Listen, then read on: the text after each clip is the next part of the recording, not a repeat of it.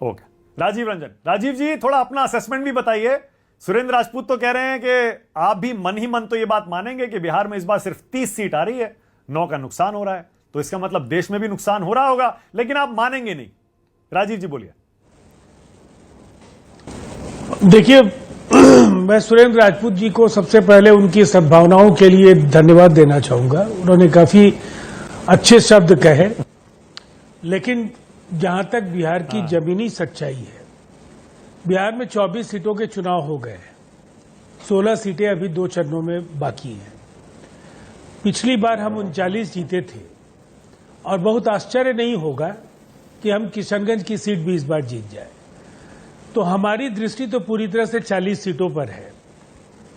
देखिए, मैं एक बात कहना चाहूंगा। अभी जो भी आप पार्टी की ओर से कहा गया या सुरेंद्र राजपूत जी ने जो भी कहा, दरअसल कांग्रेस के पास एक अवसर था, वो इस मुकाबले को दिलचस्प बना सकते थे। लेकिन जिन 3 राज्यों की चर्चा अभी संजू जी कर रही थी, चल हो जा शुरू।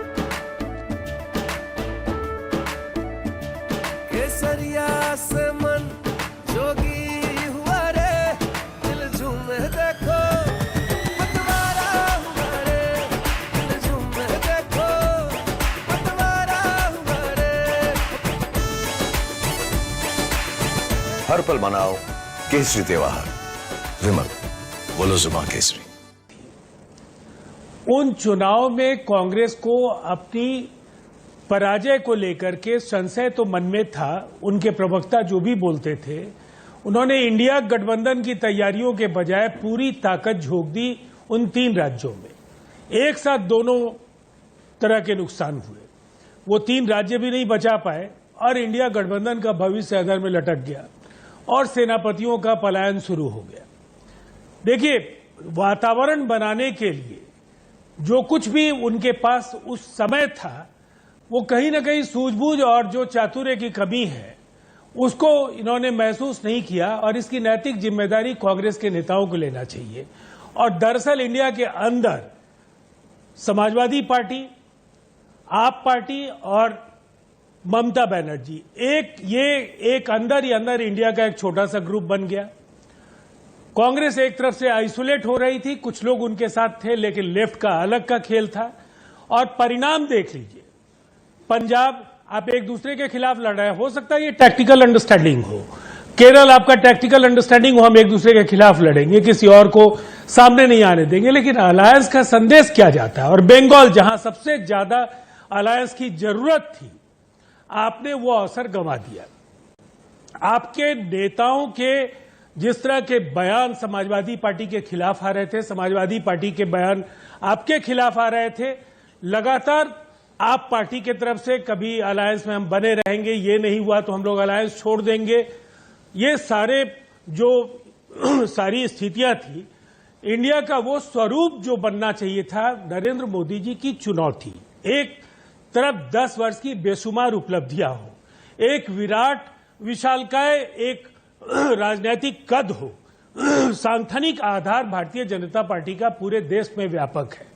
उनके साथ जो भी दल गए, आप उनको संख्या की दृष्टि से कभी कहेंगे उनके पास एमपीज नहीं थे, एमएलएज नहीं थे, लेकिन उन्होंने उन क्षेत्रों में भी प्रयास किया जहां वो खुद को बहुत सहज महसूस नहीं कर रहे थे, और उसके नतीजे भी सामने आएंगे। तो मतलब आप ऐसी कोई संभावना नहीं देख रहे ना राजीव जी, जहां पर ये सुरेंद्र राजपूत की पार्टी आपकी पार्टी पर डोरे डालने की कोशिश करे और आप दुविधा में आ जाएं?